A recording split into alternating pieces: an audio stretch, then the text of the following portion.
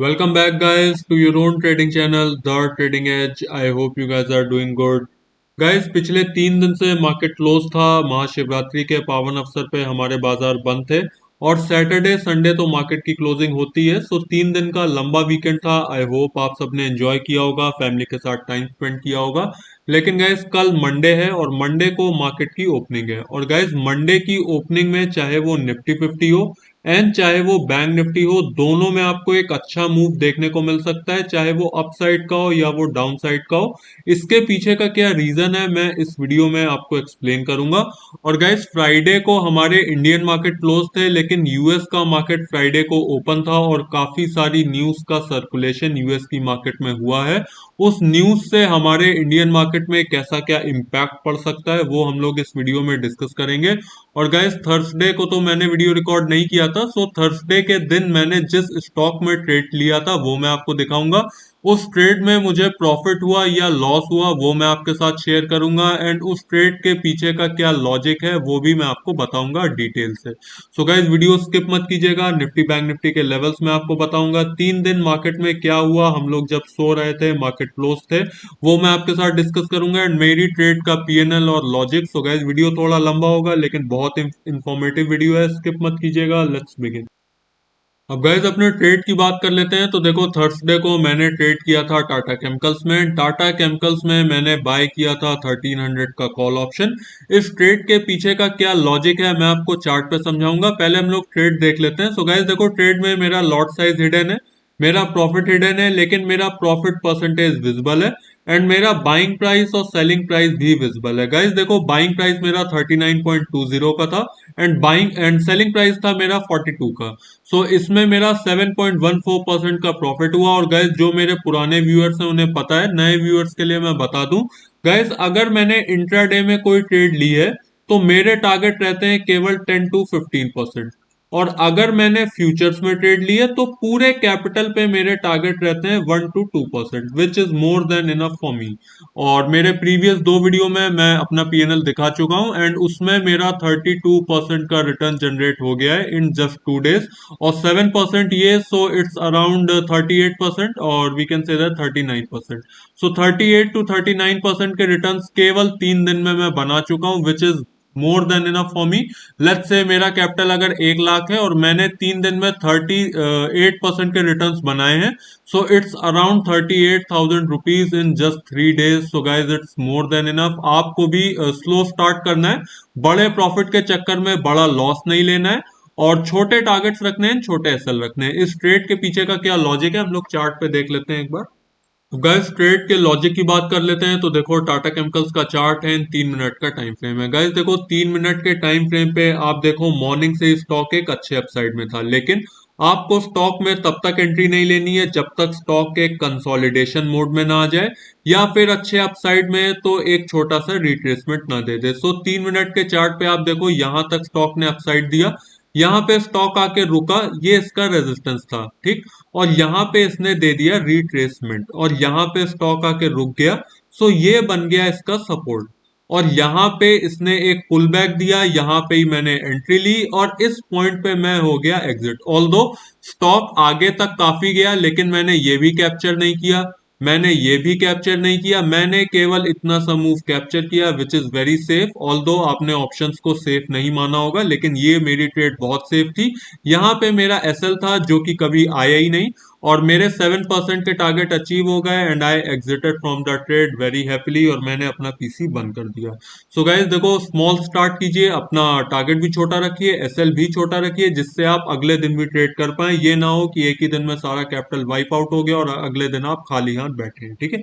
अब guys news की बात कर लेते हैं कि फ्राइडे को कौन कौन सी न्यूज मार्केट में आई थी जिससे इंडियन मार्केट्स पे असर पड़ सकता है।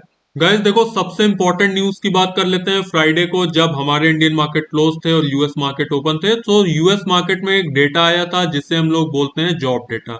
जिन्हें नहीं पता है जॉब डेटा क्या होता है, मैं क्विक एक बार बता देता हूँ। गाइस देखो जॉब डेटा क्या होता है, जिसमें ये पता चलता है कि जो यूएस है उसमें एम्प्लॉयमेंट रेट कितना बड़ा है, यानी कि जो रोजगार है वो यूएस में कितना बड़ा है। और कितने लोग अभी भी बेरोजगार हैं, प्लस जो लोगों की एवरेज इनकम है उसमें कितनी आपको बढ़ोतरी देखने को मिल रही है। ठीक है, सो गाइस देखो ये फरवरी का डेटा है यूएस का, एंड यूएस का जो जॉब डेटा आया है वो आया है 2,75,000, यानी कि 2,75,000 नई जॉब्स यूएस में लोगों को मिली है। लेकिन जो अनएम्प्लॉयमेंट रेट है यानी कि जो बेरोजगारी है वो 3.9% बढ़ गई है प्रीवियस डेटा के कंपैरिजन में। ठीक है, सो स्लाइटली नेगेटिव है लेकिन ओवरऑल पॉजिटिव है। आप अगर देखें कि जो वेजेस है यानी कि जो एवरेज इनकम है लोगों की वो केवल 0.1% बढ़ी है। ठीक है, ओवरऑल पॉजिटिव है लेकिन इतना ज्यादा पॉजिटिव नहीं है। अब यूएस मार्केट ने इसे कैसे ट्रीट किया है हम लोग एक बार ग्लोबल चार्ट्स देख लेते हैं, जिसमें हमें यह पता चल जाए कि भाई यूएस को डेटा पसंद आया या नहीं आया। अब गाइस जो यूएस में जॉब डेटा आया है उससे यूएस की मार्केट में क्या असर हुआ फ्राइडे को। सो गाइस देखो 9 मार्च को मार्केट जब क्लोज हुई है यूएस की, आपको 68 पॉइंट्स का फॉल देखने को मिल रहा है क्लोजिंग के टाइम पे, यानी कि यूएस का मार्केट जब क्लोज हुआ है तो 68 पॉइंट नेगेटिव क्लोज हुआ है। अगर आप नेस्डैक देख लें तो भी आपको 188 पॉइंट्स का डाउनफॉल देखने को मिल रहा है क्लोजिंग के टाइम पे। सो यूएस को डेटा इतना ज्यादा पसंद नहीं आया, ऑल दो मैंने आपसे कहा ओवरऑल पॉजिटिव है लेकिन कुछ पॉइंट्स डेटा के नेगेटिव है। सो डाउ जोन्स ने अच्छे से ट्रीट नहीं किया डेटा को एंड नेगेटिव मार्केट क्लोज हुआ। लेकिन गिफ्ट निफ्टी क्या चल रहा है हमें मेन उससे मतलब है, plus current price action Indian market में क्या होता है आपको उस बेसिस पे ट्रेड लेना है।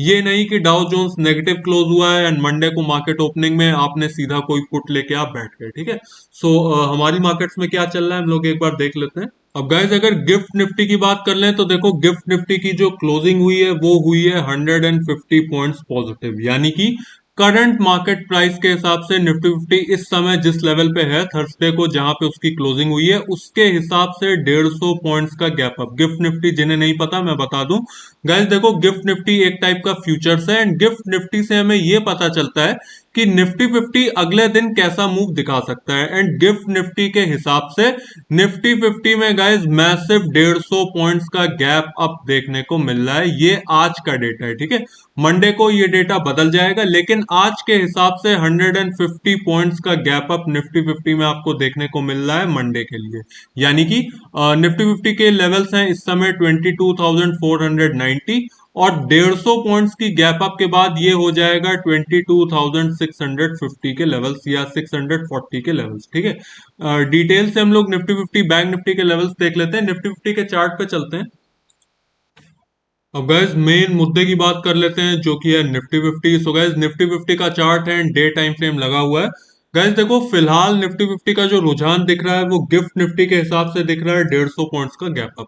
ये डेटा मंडे को बदल भी सकता है लेकिन फिलहाल के हिसाब से आपको 150 पॉइंट्स का बड़ा गैप अप देखने को मिल रहा है निफ्टी फिफ्टी में। एंड गैस 150 पॉइंट्स के गैप अप का मतलब है ये वाला लेवल विच इज 22,640 से लेके 22,650 का लेवल। ठीक है, अब गाइज लेट्स से अगर इस पॉइंट पे मार्केट ओपन हो जाता है सो यहां से दो सिनारियो आपको देखने को मिल सकते हैं। वो सिनारियो क्या है मैं आपके साथ एक्सप्लेन करता हूं। 15 मिनट पे मैं आपको क्लोज रेजिस्टेंस और सपोर्ट भी बताऊंगा लेकिन फिलहाल इसको समझ लेते हैं। गाइज अगर मार्केट इस लेवल पे ओपन हो गया, पहले मैं आपको बता दूं अगर इतना बड़ा गैप अप मार्केट में होगा एक सेल ऑफ भी आपको देखने को मिलेगा सेम डे। कभी भी ऐसा नहीं होगा कि इतने बड़े गैप अप के बाद मार्केट और अपसाइड आपको दिखा दे। अगर इतना बड़ा गैप अप होगा या तो इसी लेवल पे कंसोलिडेशन होगा यानी कि इसी लेवल पे मार्केट रेंगता रहेगा, या फिर इस लेवल पे ओपनिंग होगी हल्का सा ऊपर जाएगा यहां तक आएगा। अगर इस लेवल पे यानी कि 22,600 और 22,650 पे मार्केट सस्टेन नहीं हुआ, इस लेवल को मार्केट ने अच्छे से सपोर्ट नहीं किया, देन यहां से मार्केट फिर टूटेगा और आपको यही वाला लेवल दोबारा से देखने को मिलेगा विच इज 22,500 का लेवल। ठीक है, सो ये मेरा एनालिसिस है निफ्टी फिफ्टी के लिए। अगर गैप अप ओपनिंग हो जाती है जिसके की चांसेस बहुत ज्यादा है तो 22,650 पे मार्केट की ओपनिंग होगी एंड 22,650 पे मार्केट ने अगर सपोर्ट नहीं लिया देन ये लेवल ब्रेक होगा, दोबारा से यही लेवल देखने को मिलेगा एंड अगर इस लेवल पे मार्केट रुक जाता है देन यहाँ पे आपको कंसोलिडेशन देखने को मिल सकता है। ठीक है, अब हम लोग 15 मिनट पे इसके सपोर्ट और रेजिस्टेंस देख लेते हैं। अब गाइज अगर 15 मिनट की बात कर ली जाए तो देखो अपसाइड के लेवल्स तो ऑलरेडी मैंने आपके साथ डिस्कस कर लिए हैं, विच इज 22,650 के लेवल्स, बिकॉज इसी लेवल पे मार्केट के खुलने की उम्मीद है। और अगर इस लेवल को मार्केट ने सस्टेन किया देन यहाँ पे कंसोलिडेशन होगा, अगर इस लेवल को सस्टेन नहीं किया देन ये लेवल ब्रेक हो जाएगा, यानी कि ये हमारा रेजिस्टेंस है। एंड गाइज इसके ऊपर के लेवल्स मैं फिलहाल इसलिए नहीं बता सकता क्योंकि इस लेवल पे मार्केट पहुंच जाएगा ऑल टाइम हाई पे, और इसके बाद स्काई इज द लिमिट, यानी कि कितना भी हाई मार्केट आपको लगाते हुए दिख सकती है। लेकिन फिलहाल ये लेवल है विच इज 22,650, मैं साफ साफ लिख देता हूं, आप इसे नोट कर सकते हैं, इसका स्क्रीनशॉट भी ले सकते हैं। लेकिन अगर 22,650 का लेवल गैस सस्टेन नहीं हुआ देन ये लेवल ब्रेक होगा, एंड जो पहला सपोर्ट आपका बनेगा वो बनेगा ये वाला लेवल, यानी कि 22,500, ठीक। और अगर गैस 22,500 भी सस्टेन नहीं हुआ देन जो हमारा नेक्स्ट सपोर्ट बनेगा वो बनेगा ये, यानी कि ये वाला लेवल, एंड ये लेवल है 22,400।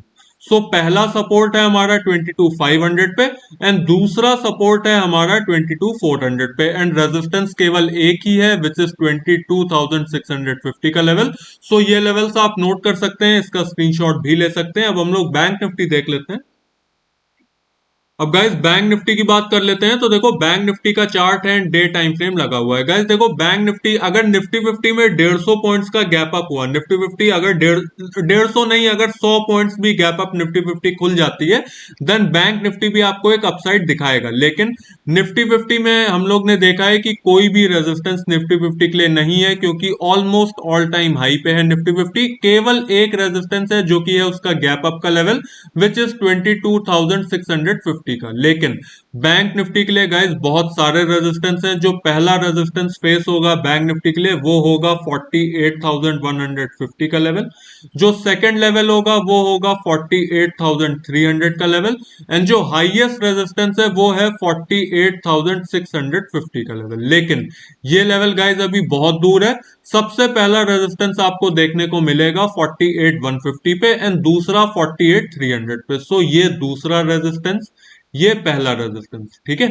एंड लेट्स से यहां से आपको सेल ऑफ देखने को मिला, क्योंकि जैसा मैंने आपसे बताया अगर 100-150 पॉइंट्स का गैप अप हो जाता है उसके बाद या तो कंसोलिडेशन या फिर वहां से एक रिट्रेसमेंट। सो अगर एक रिट्रेसमेंट होता है देन जो सबसे इंपॉर्टेंट सपोर्ट है बैंक निफ्टी के लिए वो बनेगा 47,650 का लेवल। अगर गाइस 47,650 का लेवल ब्रेक हो गया आपको सॉलिड डाउनफॉल भी देखने को मिल सकता है बैंक निफ्टी में। सो ये सपोर्ट हो गया हमारा बैंक निफ्टी के लिए, और ये दो रेजिस्टेंस हो गए बैंक निफ्टी के लिए। ये रेजिस्टेंस अभी बहुत दूर है इसलिए इसकी बात मैं नहीं कर रहा हूं, लेकिन 47,650 बहुत ही इंपॉर्टेंट सपोर्ट है, और ये दो इंपॉर्टेंट रेजिस्टेंस हैं। ये लेवल आप नोट कर सकते हैं, इसका स्क्रीनशॉट भी ले सकते हैं। सो गाइज देखो मैंने आपके साथ सब कुछ डिस्कस कर लिया है, Nifty, bank Nifty, levels, news, और कैसा क्या इंपैक्ट रह सकता है न्यूज का मार्केट में। गाइज इस वीडियो में अगर आपको कुछ भी इंफॉर्मेटिव लगा हो, कुछ भी आपने नया सीखा हो, वीडियो लाइक कर दीजिएगा और अपने फ्रेंड्स के साथ भी शेयर कर दीजिएगा। और गाइज अगर कुछ भी अच्छा लगा हो वीडियो में गाइज चैनल सब्सक्राइब करके जाइएगा। Bye bye for now.